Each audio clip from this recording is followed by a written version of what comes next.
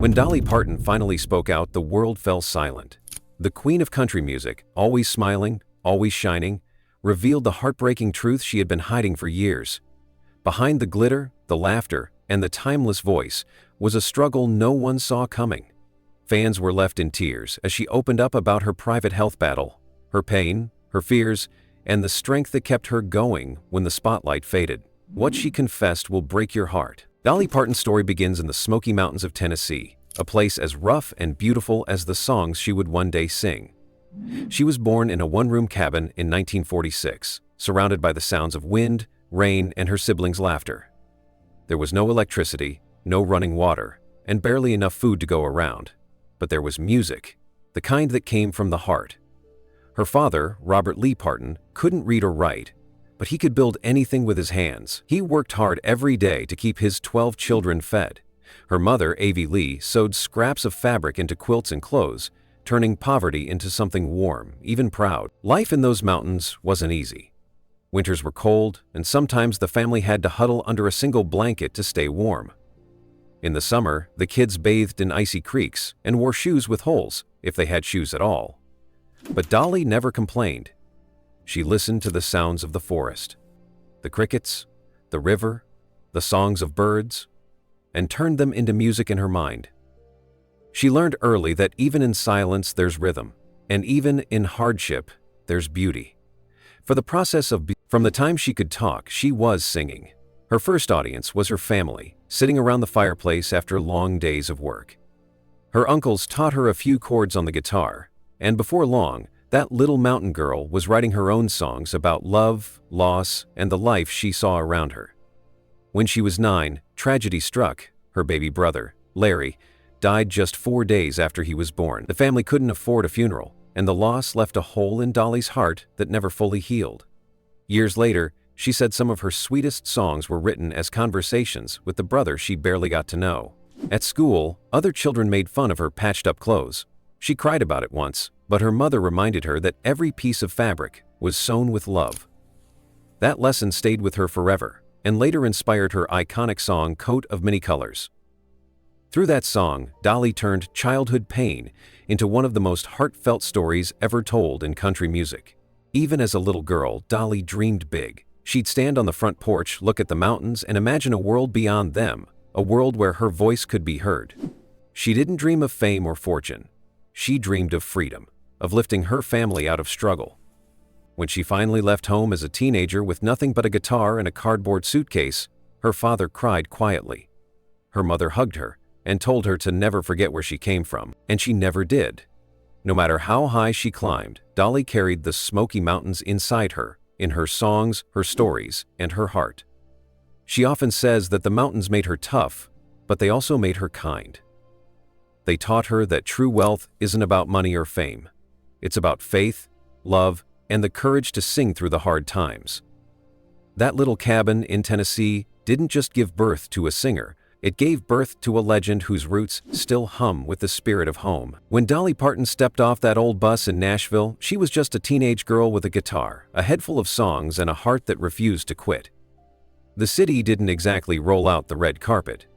Nashville in the 1960s was a man's world, full of slick producers, smoky bars, and dreams that broke more often than they came true. Dolly was too bright, too different. Her accent was thick, her laughter too loud, her clothes too flashy. But underneath all that sparkle was a young woman made of steel. She wasn't going to let anyone tell her who to be. Her early years in the city were hard. She lived in small apartments, wrote songs on napkins, and sang in honky-tonks where no one was really listening. But every rejection only made her more determined. "I wasn't going home until I made it," she once said, and she meant it. Her big break came in 1966 when she and her uncle Bill Owens wrote "Put It Off Until Tomorrow." Another singer recorded it, and suddenly everyone in Nashville wanted to know who this little blonde girl with a big voice was. A year later, she released her debut album, Hello, I'm Dolly. The title wasn't just a greeting, it was a statement. Every song carried the sound of her soul, country roots, heartache, hope, and faith. People couldn't ignore her anymore. Her music wasn't polished or perfect, but it was real. And that realness was what set her apart. In 1967, she joined the Porter Wagoner Show, a popular television program that brought country music into millions of homes. Porter was already a star, charming, talented, but also a bit controlling. At first, he treated Dolly like a little sister, mentoring her and introducing her to his audience. Their chemistry on screen was undeniable, and fans adored them. But behind the scenes, things grew complicated. As Dolly's popularity skyrocketed, Porter began to feel overshadowed. He wanted her to stay part of his show, to stay under his wing. But Dolly had outgrown the cage, no matter how golden it was. Leaving Porter's show was one of the hardest things she ever did. She loved him as a mentor and friend, but she needed her own wings. Unable to find the words to say goodbye, she wrote a song instead, "I Will Always Love You." When she sang it to him in person, tears filled his eyes. Years later, that song would become one of the most famous love songs in history, covered by Whitney Houston and cherished by millions. But at its heart, it was simply a goodbye from a woman who refused to lose herself for success. After leaving the show, many thought she wouldn't make it on her own. But Dolly proved them wrong.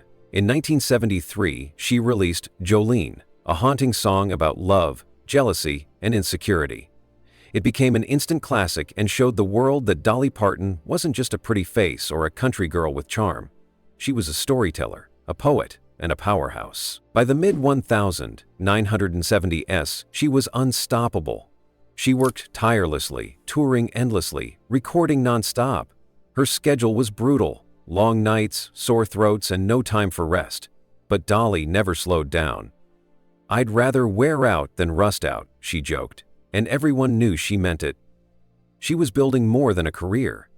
She was building a legacy. Then came the moment that changed everything. In 1977, she crossed over to pop music with Here You Come Again. Some country fans called her a sellout, accusing her of abandoning her roots. But Dolly just smiled that famous smile and said, "I wasn't leaving country, I was taking it with me." The song became a massive hit, proving she could conquer any genre without losing her identity. That move made her one of the few artists to bridge the gap between country and pop successfully, and it solidified her place as an icon. Through it all, Dolly refused to let others define her. She built her own business empire, started her own publishing company, and took control of her career at a time when few women in the industry had that power. She wrote her own contracts, managed her own image, and made sure that every deal had her name on it, not just as a performer, but as a creator and owner. She turned the very things people mocked her for, her accent, her looks, her humor, into her signature strengths. She once said, "It costs a lot of money to look this cheap," laughing at the world before it could laugh at her. Behind the wigs and sequins was a sharp businesswoman who understood exactly what she was doing. Every sparkle was strategy. Every laugh was armor. By the time the 1980s arrived, Dolly Parton wasn't just a singer anymore. She was a force of nature. With hits like 9 to 5 and Islands in the Stream, she became a voice for working women and dreamers everywhere.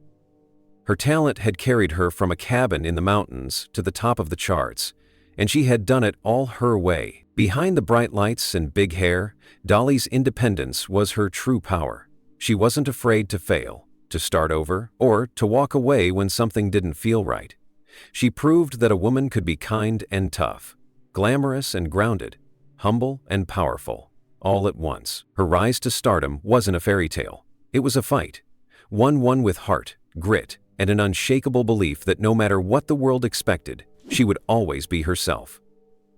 And that's what made her not just a star, but a legend. When Dolly Parton met Carl Dean, she was already a rising star with dreams bigger than the mountains she came from. It was 1964, and she was standing outside a laundromat in Nashville when a young man driving a white pickup truck stopped and said something that made her laugh. She was only 18, fresh in town, full of fire and faith in her music. Carl was quiet, grounded, and nothing like the showbiz people she met every day. In that moment, he didn't see a future superstar. He saw a real girl with kind eyes and a wild heart. Dolly later joked, "I was looking for adventure and he was looking at me." That was the start of a love story that would last nearly 60 years. They married 2 years later in a small Baptist church in Ringgold, Georgia. There were no photographers, no gowns, no Hollywood glamour, just two people in love, and her mama as the only witness. From the very beginning, they decided to keep their relationship private. Carl never cared for fame, crowds, or cameras. While Dolly's face appeared on magazine covers and TV screens, Carl stayed home, working on his asphalt paving business and tending their property in Tennessee. Dolly reported, "This is Carl's commitment to get paid in real estate." When he had a meeting with a prospective investor, he didn't need to share her spotlight. He was her peace when the world demanded performance. "He's my anchor," Dolly said more than once. "When I come home, he's just Carl, not Mr. Dolly Parton." Their love wasn't loud, but it was real. He teased her about her wigs and makeup, telling her he preferred her best without all that paint. She'd laugh and call him her countryman. They found joy in ordinary moments. Late-night drives, backyard cookouts, quiet mornings on the porch. While most celebrity marriages fell apart under the weight of fame, theirs thrived in simplicity.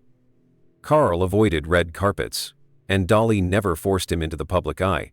"He loves me in sweats as much as he does in sequins," she once said. But life, no matter how bright, always brings shadows.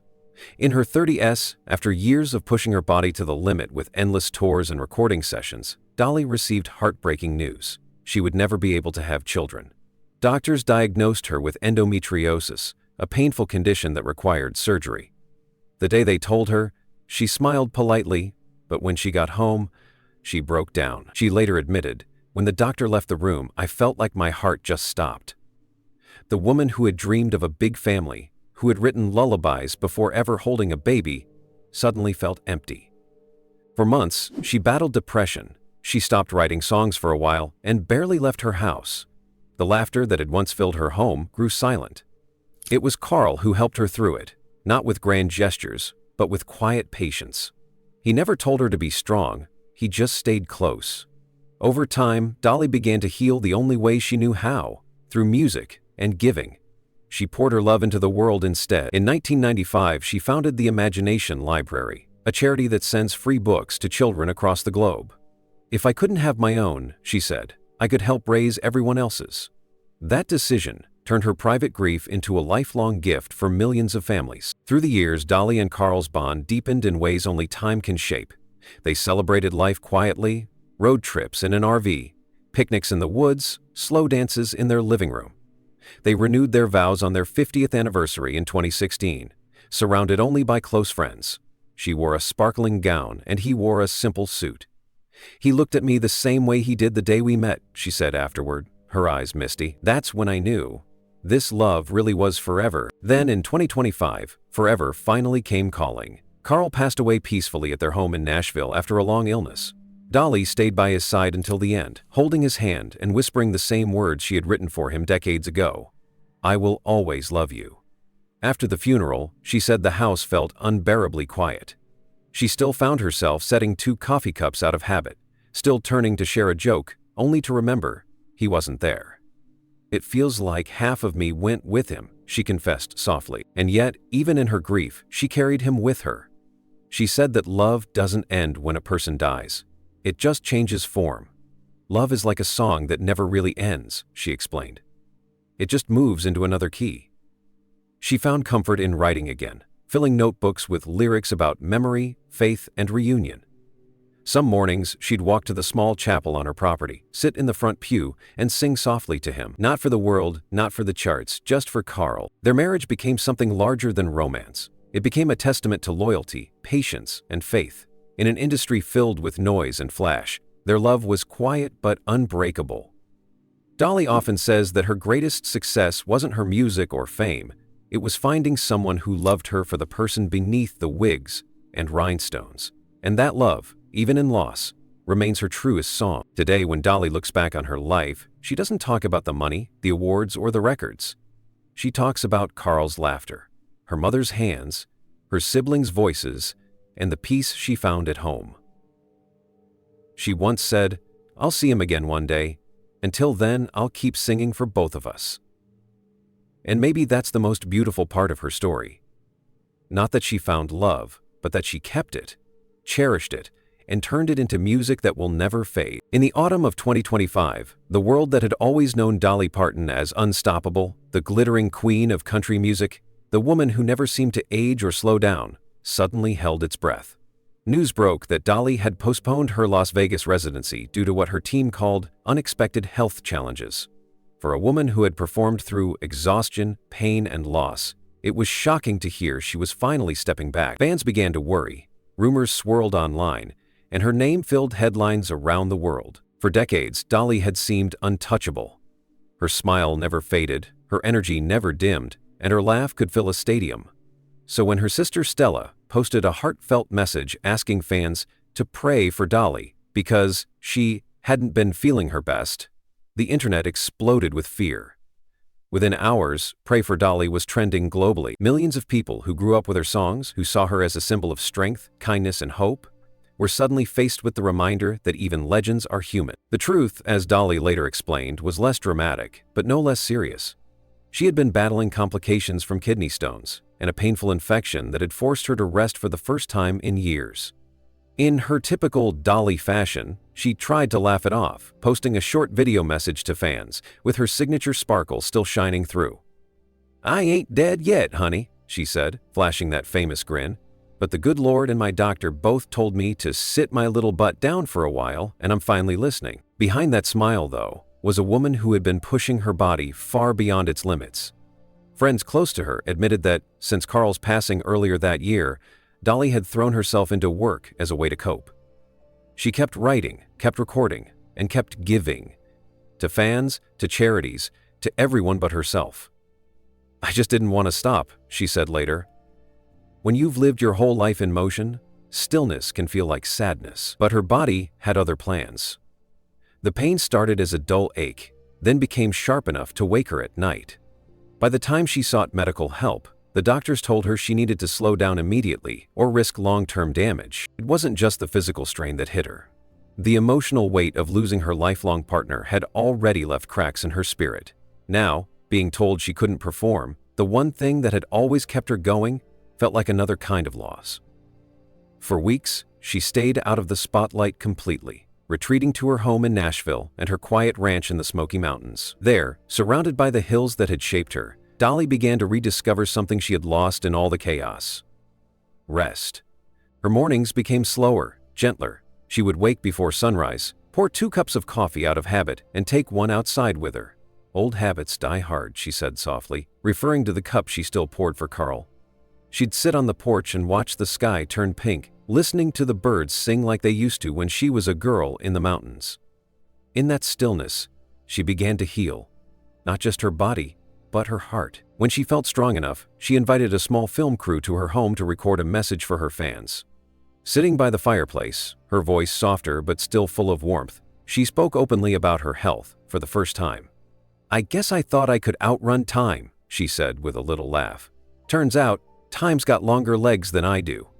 She admitted that she'd been ignoring the signs her body had been sending: the fatigue, the aches, the pain. "I've always believed that if you can stand, you can sing," she said. "But now I'm learning that if you want to keep singing, sometimes you've got to sit." Her honesty struck a chord around the world. Fans flooded social media with messages of love and gratitude.